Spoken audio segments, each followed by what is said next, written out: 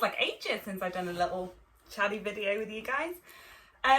So yesterday there was some news that a couple of celebrities, I suppose, had bought a Pomeranian dog from a breeder in England that had been shipped over from Russia, and tragically the puppy died after they'd only had it for a few days, due to quite severe medical issues. And it was absolutely heartbreaking, because it doesn't matter where you get your puppy from or who you get it from. Like, I don't think anyone goes out there with the intention of buying a dog that's not had the best start in life, perhaps, or has come from a puppy farm, or you know, who has got issues. No one goes out with that intention. Everyone goes out with the intention of buying a dog that is happy and healthy. And you know, they thought, I watched their YouTube video where they explained where they got their puppy from, and where, you know, that they'd done all their research, and it was just tragic to watch, because I felt really sorry for them. And they just fell into a bit of a trap, I think. You know, this breeder or agent is quite a high profile one. You know, loads of celebrities and well-known people buy their puppies from this breeder. And I don't think that they necessarily did anything wrong. I think that they just bought into the marketing and the hype behind this person, and didn't do maybe as much due diligence as they should have done. And I just thought I'd do a little video. So if you are looking for a puppy, especially one of these breeds that's, you know, the Poms, the Dachshunds, the French Bulldogs, you know, those kind of quite popular smaller dogs that a lot of people have at the moment.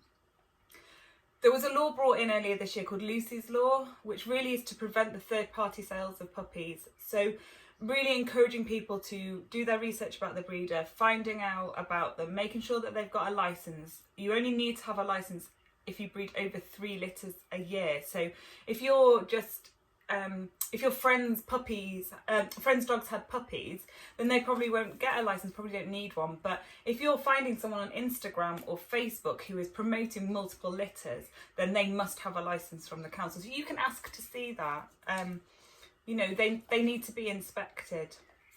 I'm not saying that they have to be Kennel Club registered breeders, but having some kind of assurance behind that is really important. And that law was really brought in to try and crack down on puppy farms. And it's quite new, so how much effect it's had, I'm not sure. But it is important to know that when you go and see a puppy, you do need to see the mum. Dad's often not there. Dad's often stud dogs are used, so it's not always possible to see the dad. But it is important to see mum, to see the environment in which mum is with the puppies, making sure that they are all happy and healthy. A home environment is definitely preferable, but not always the case. Sometimes outdoor areas can be set up to be good, but a lot more work needs to go in with those puppies. You want a puppy, you know, like I live with my dogs in my house as members of my family. I want my puppies to have started life like that, and that's really important. So looking for that kind of thing.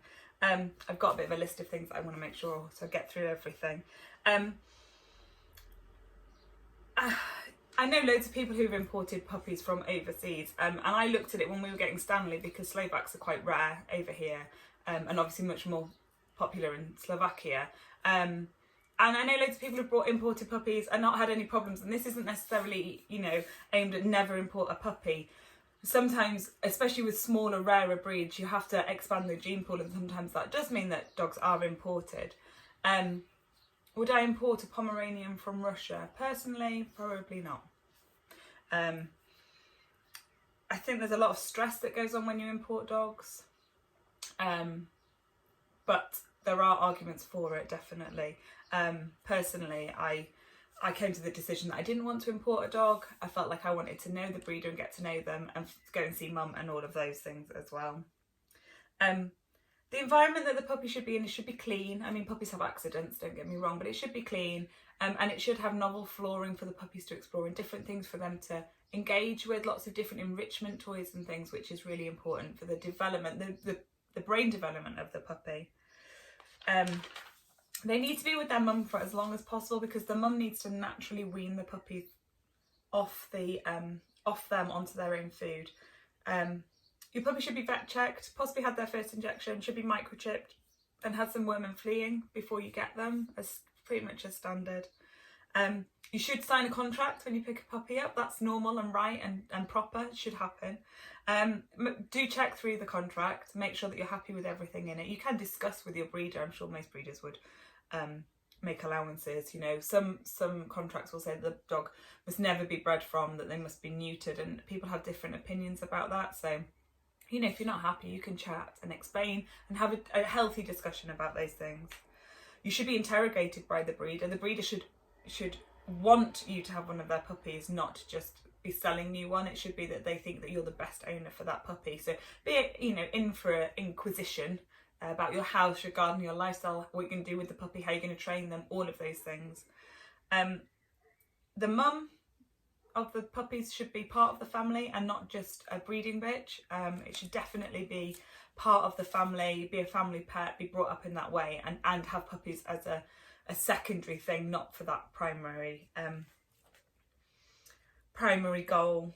And the puppy should be really invested in. You know, the breeder should be really focusing on bringing up the best puppies, because what we need in the population of dogs are dogs with good temperaments, not ones that look pretty or that are fluffy or that have got, you know, the shortest nose or anything like that. They should be puppies that are sound in temperament, and that is key, and that's what you need to look for. You might want a black cocker spaniel, brilliant, but make sure that that black cocker spaniel is the best black cocker spaniel you can find. You might want a Labrador, you might want a Dachshund, you might want a Dapple Dachshund, you might want a Pomeranian, but make sure it's the best example of that dog, that they're going to lead a long and healthy and fulfilling life. I had a look at the breeder's Instagram that they got their Pomeranian from, and these dogs are not bred for health or temperament. They are bred for looks alone.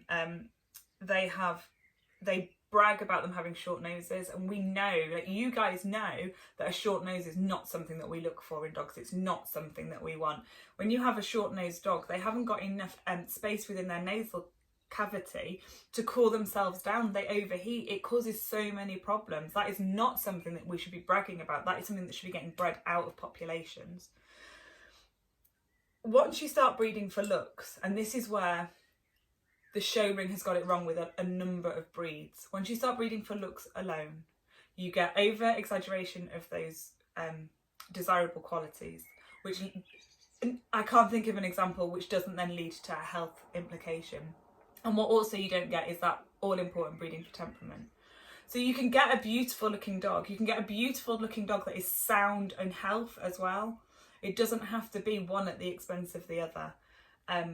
If you are looking for a puppy and you don't know where to start, and you don't know if the breeder that you found is good, reputable, breeding for the right reasons, any of those questions, just get in touch. We can chat through all of the different options.